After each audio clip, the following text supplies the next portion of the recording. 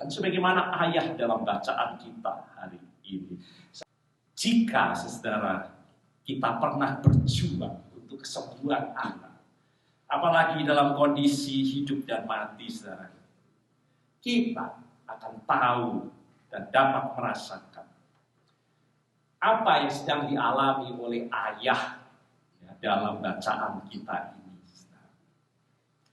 Dia seorang bangsawan, anggota keluarga kerajaan Herodes Antipas, tapi tak disebut namanya. Dia punya pelayan, menandakan bahwa dia adalah orang-orang yang sangat kaya.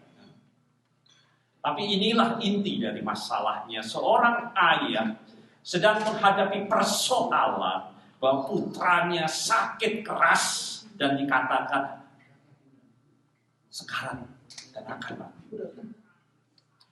Rasa takut melihat kondisi anaknya itu.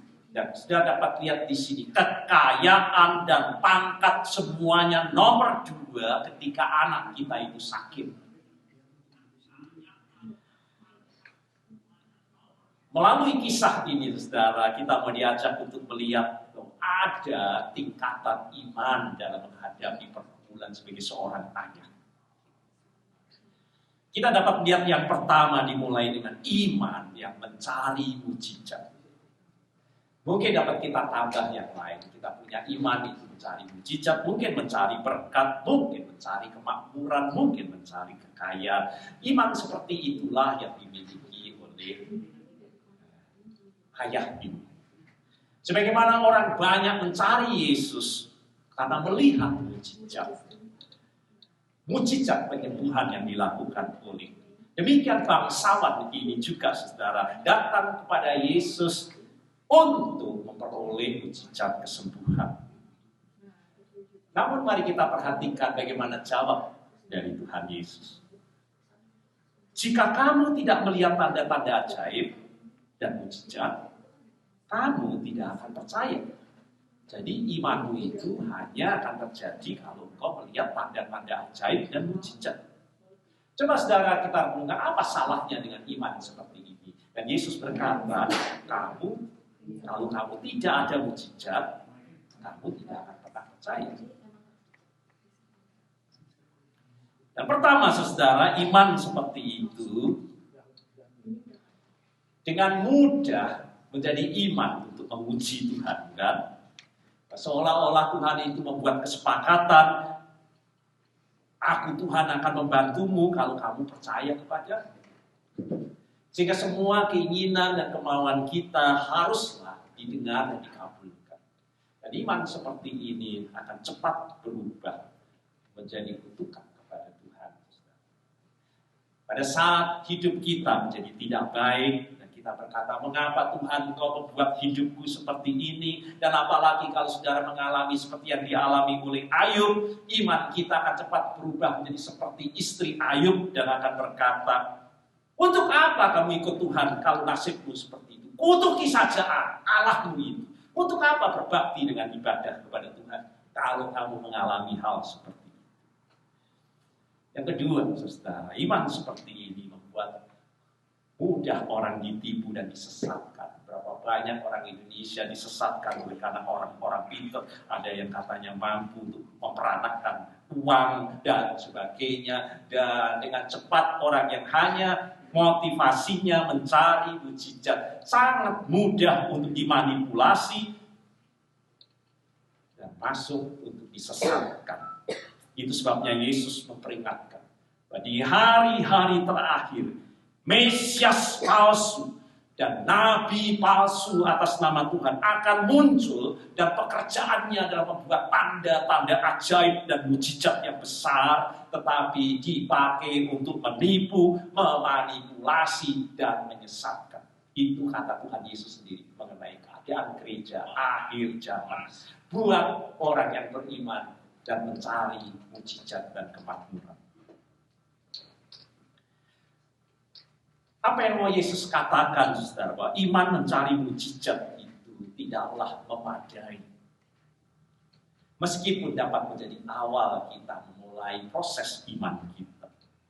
Dalam pergumulan, saya perhatikan di Lukas pasal 16 mengenai orang kaya dan Lazarus yang miskin, sama-sama mati, dan kemudian yang Lazarus bersama dengan Abraham di surga, dan kemudian yang miskin, yang kaya ada dalam penghakiman, penghukuman Tuhan itu, dan kemudian berkata kepada Abraham yang dikatakannya, kepada Abraham, orang kaya ini yang ada dalam neraka. Jika engkau mengutus aku atau semua orang mati, kembali lagi ke bumi dan berbicara kepada orang-orang yang masih hidup bahwa sungguh ada surga dan neraka, pastilah mereka semua itu akan bertobat dan percaya kepada engkau. Ya, itu permintaan orang itu kepada Abraham. Tapi kita dapat lihat di kisah Lukas itu, apa yang jawab Abraham? Jika mereka tidak mendengarkan Musa dan nabi-nabi, artinya firman Tuhan, Taurat Tuhan, mereka tidak akan diyakinkan. Bahkan jika seorang pun bangkit dari kematian dan mujizat. Jadi saudara, apa yang mau dikatakan? Bahwa iman yang mencari keajaiban, iman yang mencari mujizat, tidaklah pernah cukup dan memadai.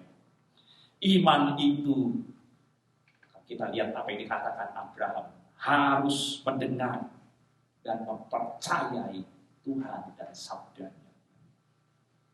Sudah ada Taurat Musa dan kitab nabi-nabi yang dikatakan.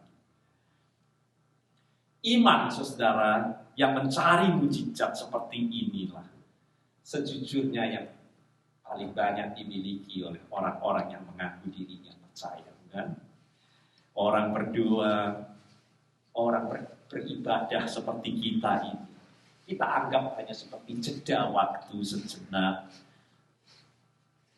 dari rutinitas kehidupan kita sehari-hari. Ya, seminggu kita datang ke gereja. Tetapi dalam rutinitas kita sehari-hari, Tuhan tidaklah terlalu penting buat kita. Dan semua itu baru berubah ketika badai kehidupan menerjang kita ini. Saat kita menjadi tidak berdaya, kita baru dengan sungguh mencari Tuhan. Dan keyakinan seperti itulah, saudara, yang dimiliki oleh bangsawan ini. Tak pernah tertarik dengan Yesus. Tetapi ketika putranya sekarat, semuanya berubah.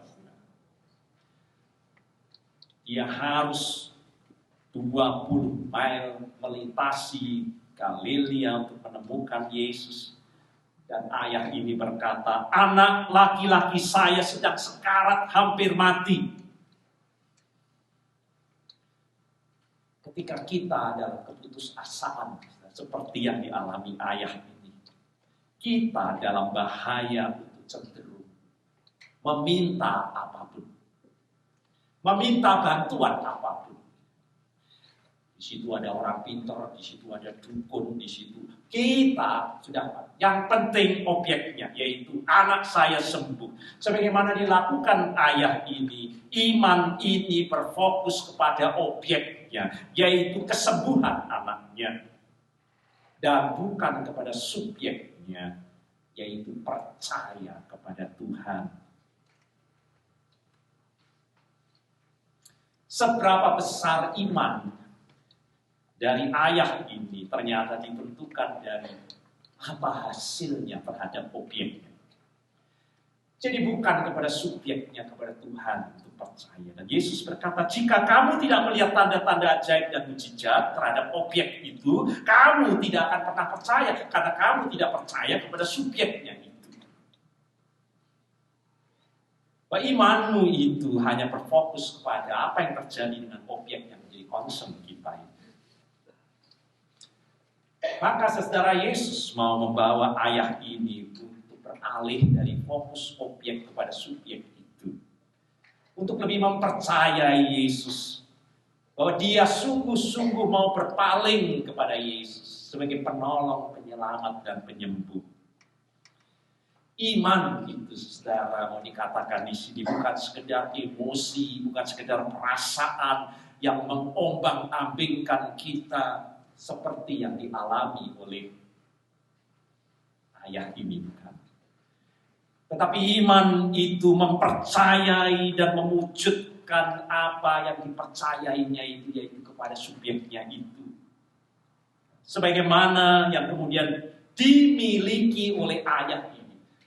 Dia beralih dari objek dan sekarang beralih sungguh kepada subjek.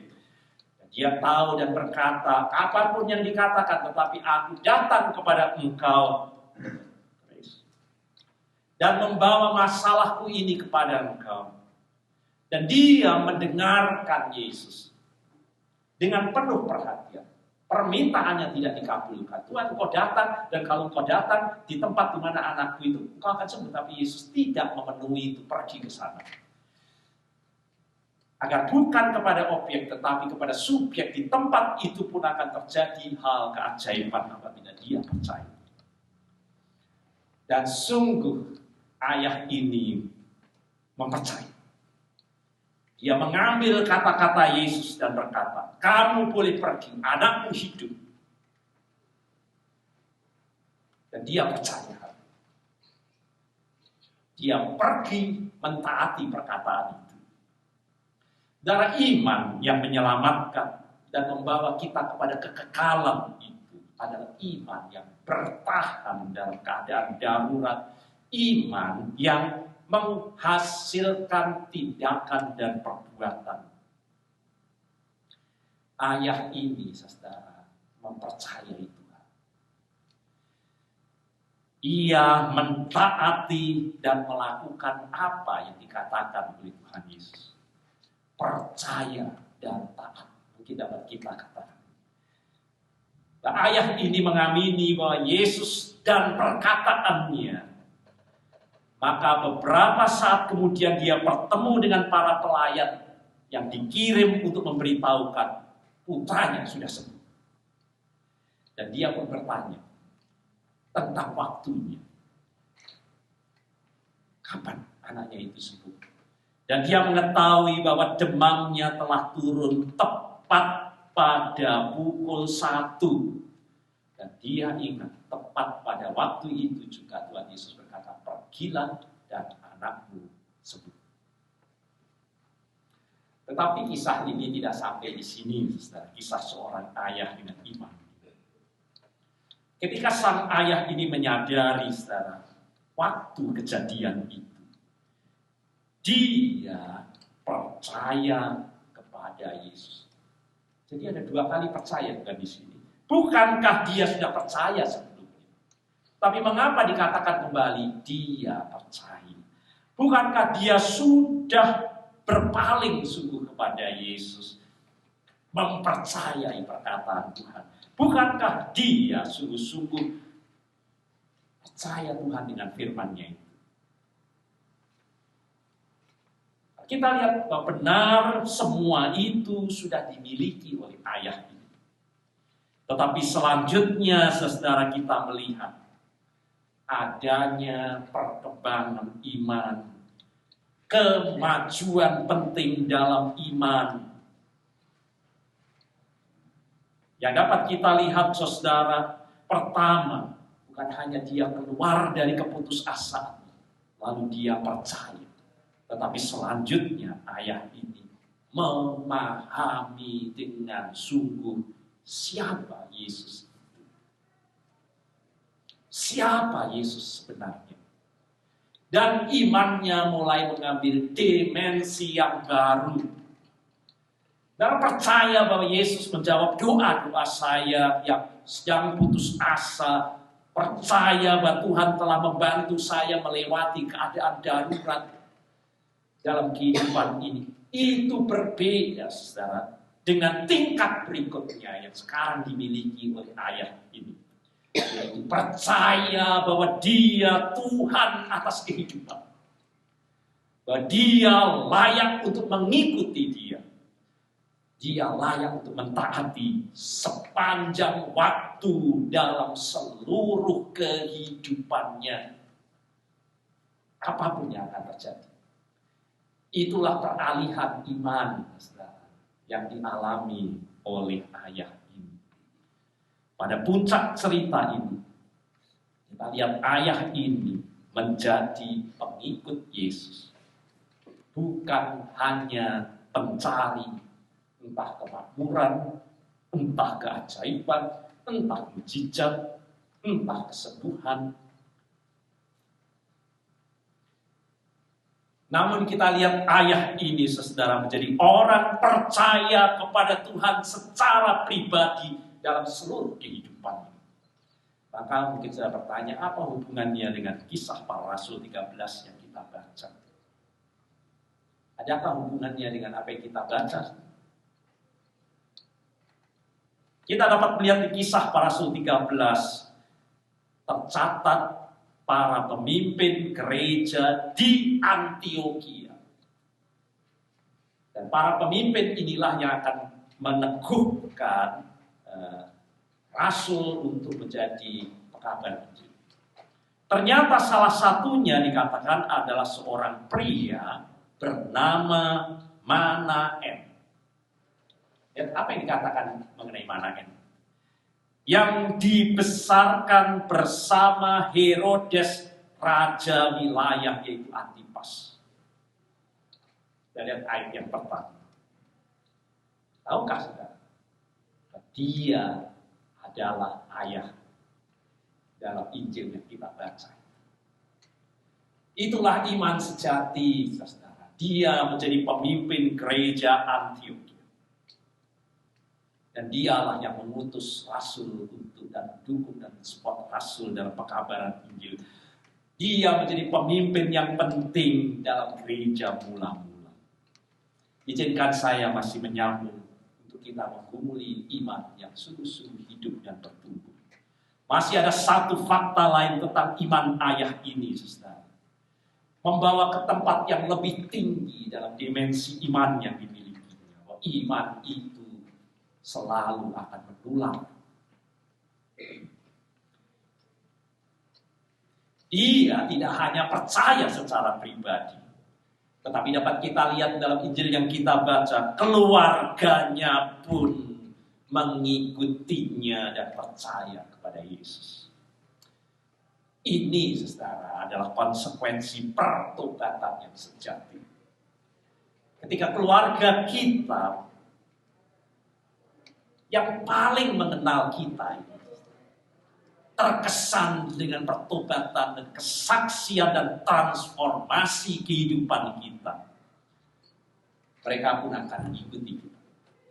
Anak-anak kita akan mengikuti kita. Maka saudara, sesuatu yang sangat penting telah terjadi. Dia membawa seisi rumahnya beriman kepada Tuhan. Dia membawa seisi rumahnya beriman kepada Tuhan. Semakin dalam, semakin tulus iman kita. Sebagaimana kita lihat ayat ini, sampai dalam perkembangan di kisah para rasul yang kita baca. Semakin besar kemungkinan itu akan mempengaruhi orang-orang yang ada di sekitar kita. Iman yang benar, iman yang bertumbuh, selalu membawa pengaruh buat orang lain. Tapi iman yang munafik, iman yang tidak konsisten dilihat oleh anak-anak kita. Iman yang cenderung berkompromi dengan dunia ini. Kalau kita melihat anak-anak kita, iman yang dangkal kita miliki, tak akan ada anak-anak kita yang tertarik untuk bersama-sama mengikut Tuhan. Ayah, saudara, dalam Injil hari ini menerima lebih dari yang dia harapkan. Dia datang ingin anaknya sakit itu sembuh. Tetapi penutup dari Injil ini menyatakan putranya itu bukan hanya hidup dan sembuh, tetapi percaya kepada Tuhan yang menyembuhkannya. Iman, saudara, memang dapat dimulai dengan mencari pertolongan, mencari keajaiban, mencari mujizat. Tetapi Tuhan ingatkan tidak akan pernah cukup bagi kita memiliki iman seperti itu.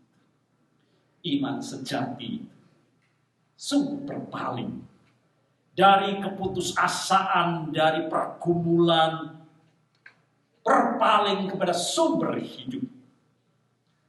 Tahu akan kehidupan sejati berasal dari mana. Sumber dari kekekalan dalam kehidupan ini, yaitu Yesus Kristus. Dan iman itu bergerak melampaui keputusasaan, mempercayai Tuhan, mendengar dan mentaatinya, melakukannya.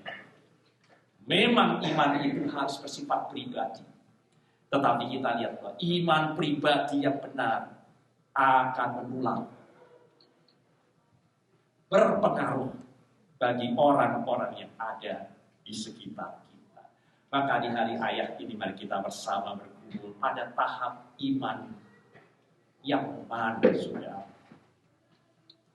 Kiranya saudara kita siap bersama mulai hari ini untuk membawa iman kita itu ke tingkat berikut. Ke tingkat berikut. Seperti yang dialami oleh ayah ini dalam Injil bacaan kita.